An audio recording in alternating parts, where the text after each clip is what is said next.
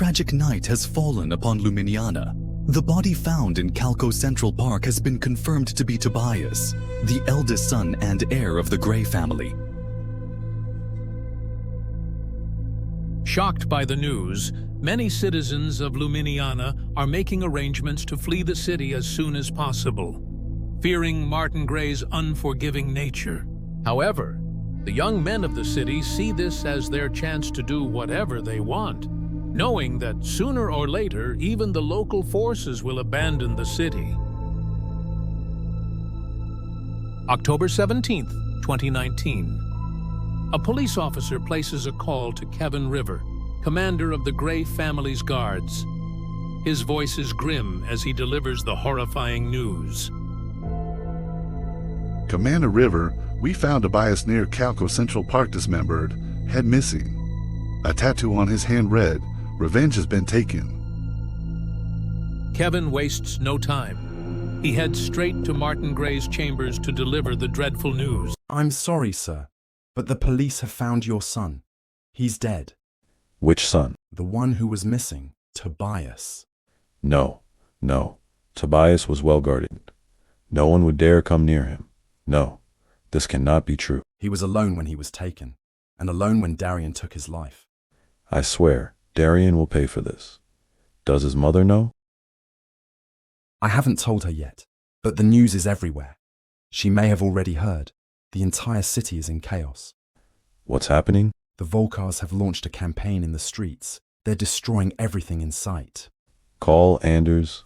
Tell him to start making arrangements for Tobias's funeral. Gather our men and put an end to this madness. Restore order in the city. Work with the local forces. I don't want the National Army involved. It's bad for business. Yes, sir. And what about Darian? Leave him for now. I need to grieve first. And remember, do not engage with the local forces. Understood, sir. On the Monaby Hill, where the Einse family's villa is located, Darian gathers the city's governor, his workers, and the commanders of his guards. In front of them, he declares, "From this day forward, my daughter, Lana Einse, is your leader. You will do whatever it takes to protect her." Meanwhile, in the Gray family estate, Martin summons his other son, Rasmus. Tobias is dead. That means you are now the heir to the family. But listen carefully. I've already decided that my daughter with Carla will be the next in line. Rasmus does not react with surprise. He always knew this day would come. His father never truly loved his mother, Olena. For years, Martin suspected that Olena had cheated on him and that Rasmus was not his real son. It was this suspicion that drove him to marry another woman, Carla, who later gave birth to Tobias and Liliana. In the yard of the Gray family estate, Kevin assembled his men, 20 on cars, 20 on horseback, and 30 equipped with police shields. He headed toward the center of the city, fear creeping into his mind. He lacked enough men and feared the police might side with the Volcars and the folk, a betrayal that could cost him the city and his life. So, upon reaching Kolkana Street, he halted the march. He needed an attack plan, and more importantly, a flee plan. But what he feared most became reality. The Volcars and the folk, now calling themselves the Luminiana Youth Union, LYU, had already mobilized. The LYU wielded traditional weapons, swords, bats, and knives, though some carried firearms. The Volcars, however, came armed with heavy weaponry, M16 rifles, Dragunov sniper rifles, and more. Kevin's men were now trapped between two hostile forces. Thinking fast, he ordered his men to form a shield wall to absorb the Volcars' bullets. At the same time, he set a fire line using fuel to slow down the LYU's advance. As the flames roared, his men opened fire. At first, the plan worked. The LYU was pinned down, and the Volcars were losing ground. Kevin was on the verge of victory, until the police and local forces arrived. From the sky, a helicopter descended, unleashing gunfire upon both the Gray family's men and the LYU. Then, suddenly, a bulletproof vehicle, packed with explosives, barreled through the LYU's lines, crushing their ranks and detonating on impact. The losses were immeasurable. The Gray family lost 45 men, while the rest were captured and imprisoned. The LYU suffered even greater casualties. The explosive-laden vehicle that tore through their ranks killed nearly 200 young men. And yet, the battle was far from over. As the city reeled from the bloodshed, Martin's army and Dominic's forces were already mobilizing, preparing to descend upon Luminiana. As the sun dipped behind the hills, casting a deep red glow over Sunny Hill, word of the massacre on Kolkana Street reached Dominic Rolf, the head of the Rolf family. The news was grim, and Dominic wasted no time. He summoned his war council to discuss whether they should end the war and negotiate a settlement with the Grays. Inside a dimly lit war room sat his 3 sons, Alexander, Julian, and Sebastian, alongside Dominic's brothers, Dan and Davis. I assume you've all heard what happened in the city. Are we doing the right thing? No offense, sir, but this is war. Tragedy is inevitable. I know war better than you. I fought with the National Army in 10. But today, the president called me. Is he sending troops to help us, or what? He said that if I don't put an end to this, the government will step in, and he won't be able to protect us. Then we should stop before it's too late. We should cut ties with Darian, tell Martin we had nothing to do with him, and... And what? Offer him my A___ to foo__. Man up, Alexander. You're the next leader. Sometimes, the hardest decision is the right one. Alexander might have a point, but if we back down now, we'll look weak.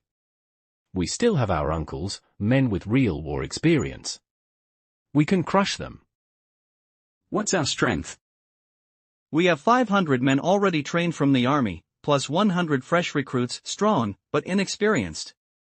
Darian supplied us with some M16s and a few sniper rifles.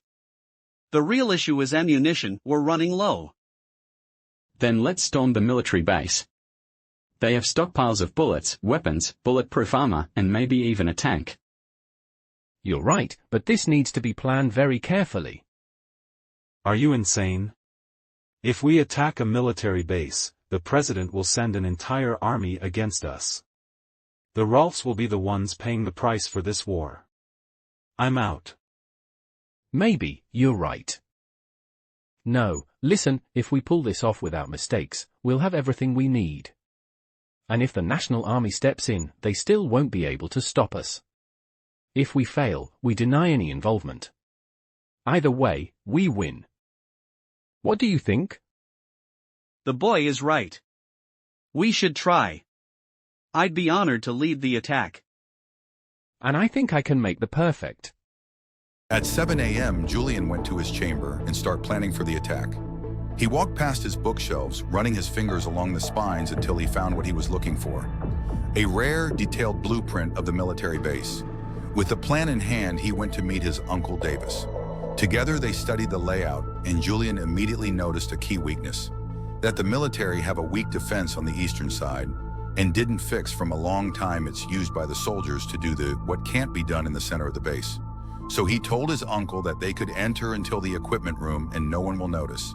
And Julian realized that they can get the troops to their cause, along with a strong base that stopped conquerors from conquering the nation. They can turn it to their war base. David make the plan that they will take 200 men with them, split them into 3 forces. 50 will attack the main gate of the base, 100 will stop the troops from escaping, and the 50 will go to the equipment's rooms. Julian didn't react. Instead, he smiled and told his uncle, "It's good." So it began on October 18th, 2019. At 12:31 a.m., the forces of the Rolfs went outside the villa, with Sebastian and Julian at the end of the convoy, and David in his military uniform at the head of the convoy. Julian called it the Bloody Eagle operation, his first military storming, but certainly not the last. Sebastian was told to gather the men, and he assembled a force of 30 highly trained soldiers and 70 of some men who has been promised that they will get a lot of the money if they win, from a party called themselves the Luminiana Science Union, or LSU. And with the 100 Rolf's Guard, Sebastian went to his brother and his uncle to inform them with the forces he gathered. When they reached the River King, they split the forces. Dan told Sebastian to take 50 men and start firing the eastern gate, and Julian to take 50 men and enter the equipment, and he will stop the soldiers from engage with them. And he take a road goes on the forest.